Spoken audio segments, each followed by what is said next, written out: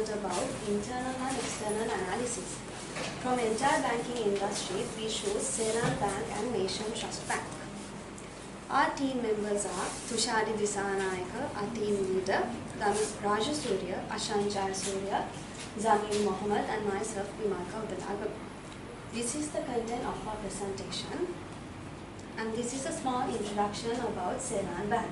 Seylan Bank has founded in 1987, and present chairman is W.M.R.S. Dice, and these are the products in Seylan Bank.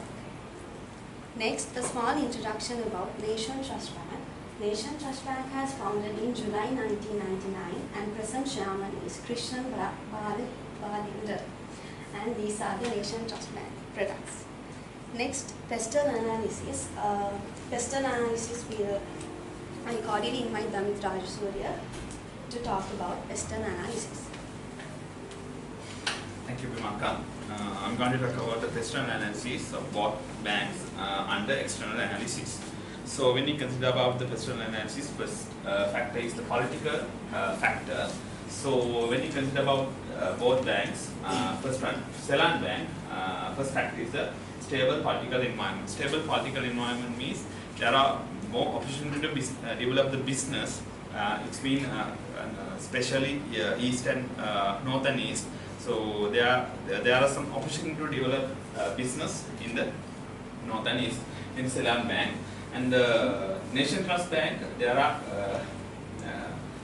few factors in the consumer protections and the regulations of the business activities. These are the main factors emphasize the Nation Trust political factors. And otherwise, Seylan Bank, tax and monetary policies are going on. Next one is the economic factors. When we consider about the Seylan Bank, there are economic crises influence on the retail customers. Mean normally they are highly focused on the SME customers. So according to the current economic crisis, there are some difficulties to using that SME customers. But the Nation Trust Bank, they are highly focused on the corporate customers. But so according to the economic crisis, there are less impact to the facing on the economic crisis. Next one, the exchange rate effect on the globally. These factors is effect on the both banks. Next one is the social factors. In Seylan Bank, there are increasing aging population. It means according to the populations, they are categorized their products into kids level to adult level. Normally, they are introduced some senior citizens products and as well as some kids and teenagers products. And in Nation Trust Bank, they are using some lifestyle changes. Mean they are highly focusing on the social media publication for their marketing purpose, Facebook, Instagram, like that. So they can improve their products using that social media products. Increase of the higher education in both are using for the higher education products.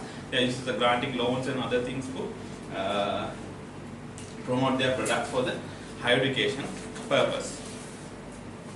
Next one is the technological. Normally, Seylan Bank, they are using mobile bank facilities. It's a very good advantage to the Seylan Bank, though most of the people using mobile phones, so they can do their transactions and banking purposes using mobile, their smartphones, right? Next one is the Nation Trust. If you consider about the Nation Trust Bank, they are using mainly focus on the online banking, so it's a very major advantage to the customer. So according to their lifestyles and their busy lifestyle, they can use online banking for their current and their day-to-day operations. And others are same preference of the electronic methods and ATM withdrawal and deposit systems. They are using the both banks. Environment factors, when we consider about the both, these are the same factors. First one is the green banking concepts. Both banks are using these systems, mean bookless accounts and paperless billing systems, right? Yeah, if you consider about the legal factors, both banks are acting their banking laws. I mean Banking Act, Monetary Law Act, Control Act to maintain their legal things. So these are the pestle analysis situation. So next one is the Porter's 5 forces model. So I would like to introduce Mr. Samir to continue this presentation. Thank you. I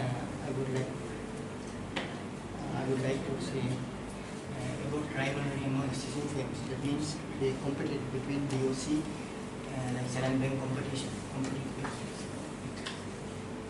BOC and those banks. And potential intents means like high quality things for customers and high quality goods. Track for substitutes. That means like mobile cash, and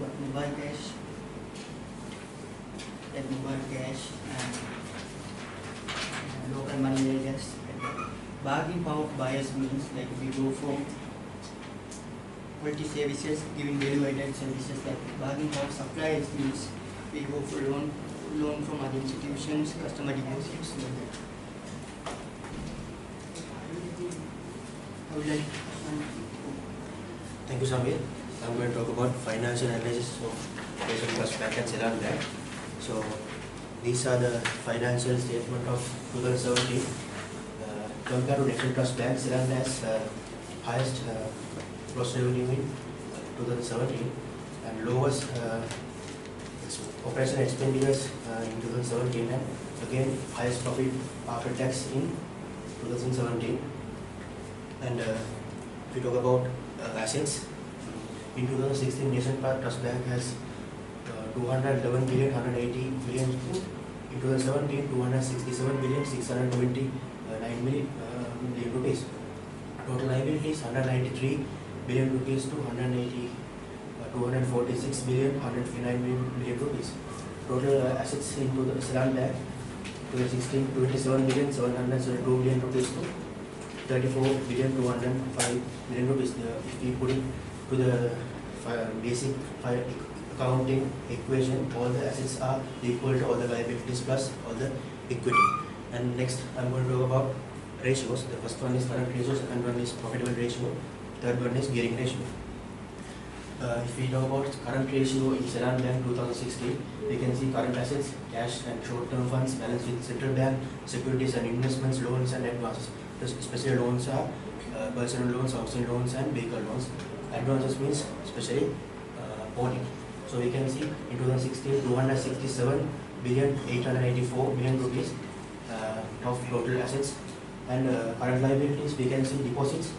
Deposits means customers' money, savings and FDs. We can see total current liabilities 291 billion, 934 million rupees.